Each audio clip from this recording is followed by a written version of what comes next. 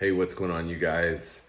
Right now, I want to talk really about a group of hunts that I skipped previously when talking about all the other units. And I skipped the middle units on purpose because they're all lumped into what's called typically a limited opportunity hunt. So that includes 17A, that includes 15, the unit 15, unit 16, unit 17, 18, 19, and 20.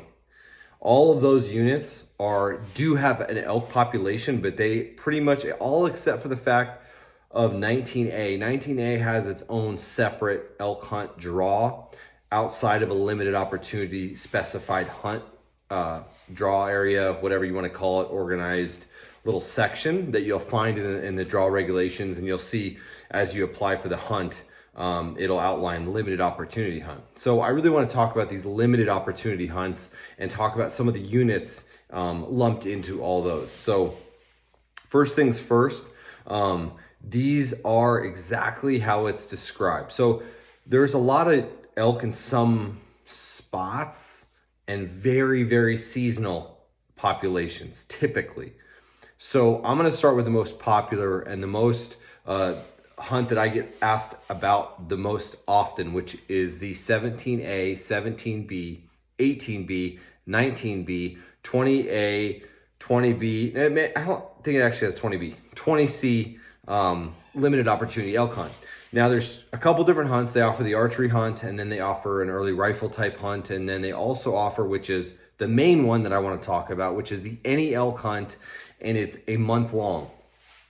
And so that hunt starts in November and ends in December. Basically, it's a month after the main hunts are over. After they do some cow hunts in there and all that kind of stuff, the hunt opens up for a month straight, and it actually goes past the late rifle elk hunt in all the other units that are bordering it.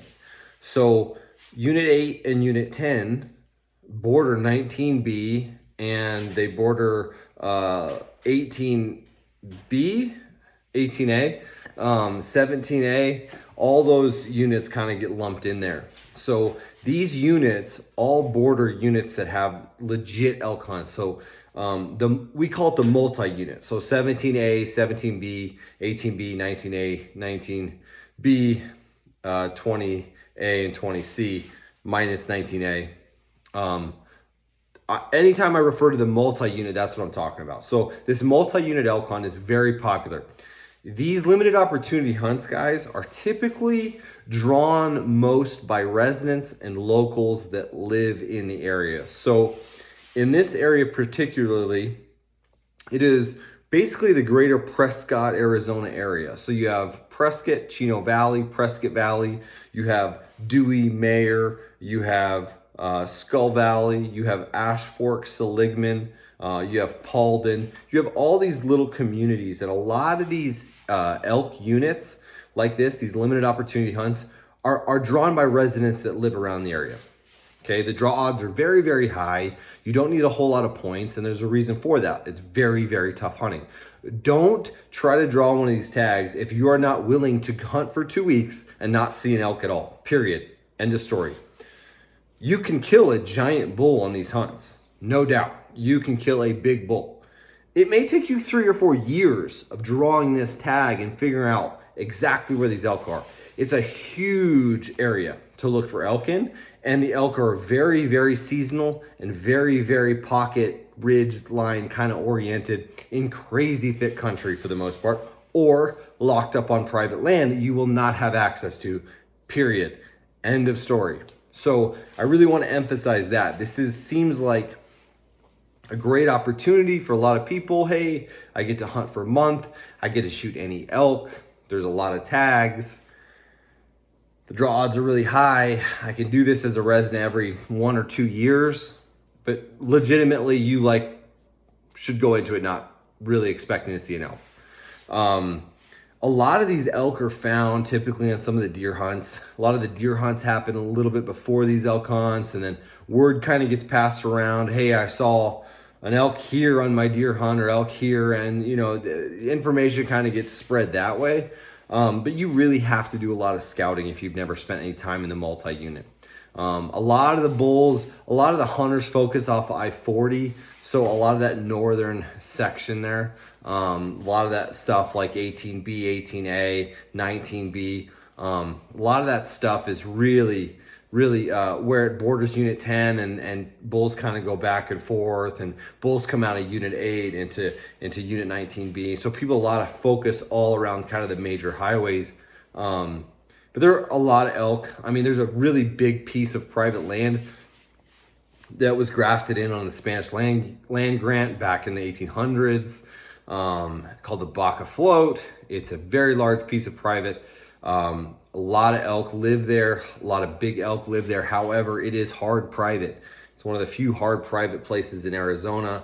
And in order for you to hunt there, you need to buy a guided hunt, and you need to pay a reasonable amount of money for such a hunt. You're not going to pay White Mountain Apache reservation prices, but you're going to pay a lot more than you would pay on, say, a normal over-the-counter general season, whatever it is, type hunt in Arizona, because of the private land factor. And you still have to draw it. That's the unfortunate part, that you still have to draw these tags. And some of those tags where I'm talking about specifically units 15 and 18, they're not that easy to draw. I mean, really, it's kind of a tough situation. If you want to draw the good early rifle hunts where there's rutting or early archery hunts, it'll still take you a substantial amount of bonus points in order to secure your spot for that hunting year. So just to go over a little bit of the multi-unit, you can kind of see it on the map and kind of what it encompasses. There are some really good opportunities now that I've hopefully scared you and kind of opened a little bit of your mind to the fact that it's not an easy any elk hunt. Like, oh, if I don't see a bull, I'll just shoot a cow. Well, good luck seeing an elk, period. There are some really good opportunities. If you are willing to put in the work, the homework, if you're willing to scout, especially if you're a resident, if you live in the area, if you're really willing to go there and get a bead on the elk population, have some time to really spend in there, because a month sometimes is what you need to be successful in those limited opportunity hunts. Some of the sleeper limited opportunity hunts that are actually really good hunts, or can be, same type of deal as those 2A, 2B hunts. Those 2A, 2B hunts happen basically during the rut. It's right north of Unit 1, and they can be a very, very good hunt for bigger upper echelon type bulls. So bigger 300, 330 plus type bulls, but you need points. You're not just going to automatically draw these just because it's a limited opportunity hunt and the populations are small. Doesn't mean these hunts are just a gimme every single time. So those limited opportunity hunts, specifically talking Unit 15, 18, and Unit 2A, 2B, all those ones up there in the rut, those will still cost you just as many bonus points to draw as a normal hunt really in Arizona, outside of an early rifle Unit 1 tag or something like that requires basically max points. So I really want to be straightforward and really have you guys understand that limited opportunity section in the regulations. So they have a lot of different hunts, a lot of different cow hunts, a lot of different bull hunts. But the primary one that most guys focus on, and I suggest focusing on, is that 2A, 2B hunt. There's some stuff in Unit 3 as well, but it's very seasonal. So what that means basically is that these elk may live there, but they may not be living there when you draw that tag. Depends on the weather. It depends on the time of year you draw the tag. It depends on a ton of different elements that come into play when you draw that hunt. And so you have to go into these hunts ready for a challenge, ready, willing to go in there and work your butt off to find some of these animals that are there. A lot of times that when these elk are found, I mean, it's not until things get really dry or really serious weather comes in, like snow, and pushes them off of private land into public land, or pushes them down from the rim, the Mogollon Rim, or keeps them up high on the rim, or whatever it is. So you have to be ready to do your research. And e-scouting, yes, e-scouting will definitely help you getting on some forums and looking online. But really it takes you being in the unit, in the units, in the areas, and actually doing your homework.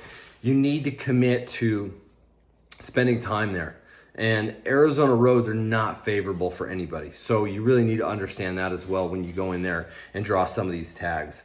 I get hit up quite frequently about this multi-unit hunt for cow tags and for bull tags. And I can't resonate enough the fact that it is very, very difficult, even on guided hunts. Now, we're very successful on these guided hunts, but they are not what you would normally expect on a different guided hunt. I literally tell people, expect to go 3 or 4 days without seeing an elk. And then when we see one, it'll be a nice bull and you'll shoot it and your hunt's over. You're not gonna have this big grand glassing up a bunch of bulls, glassing up cows, glassing up all these elk. You're literally looking for 1 or 2, needles in a haystack in a lot of these units. Now in the 2B, 2A, 2B units, these elk are typically rutting because of the time of year, and they're in the juniper flats. You can get a little bit more aggressive and you can see a lot more elk potentially if you know where they're living, but it takes you being there and scouting and understanding where they're going to and what they're, where they're coming from, and accessing some private land, because in a lot of these units, private land is a big deal. Okay, the 2A, 2B, what I just mentioned, the Baca Float, Unit 15, there's big ranches. And even the multi-unit, Unit 17, 18, 19, there's big ranches, big private land. You gotta work around, you gotta stay legal and not trespass. And a lot of these elk do live on that private land and they come over in certain times and you kind of gotta be ready. So if you draw this tag, or if you're looking to draw a tag where, hey, you want to go on a camping trip with an elk tag, you want to get your feet wet, you live in the area, or you live a couple hours away, maybe in Phoenix, and you want to go drive up to Prescott and spend some time elk hunting, that's fantastic. I encourage everybody to do that. It doesn't matter if you get an any elk tag or a cow tag. Do it, definitely do it, but understand that you're not the worst hunter in the world if you don't see an elk for a week or two. You're not, it's not going to be, it should not be a huge detriment to your hunt itself by not being successful. This hunt is more about getting out and looking and hunting a lot, in terms of years, hunting biannually, and then getting to know the area, then being successful more often than not, and camping with friends and family.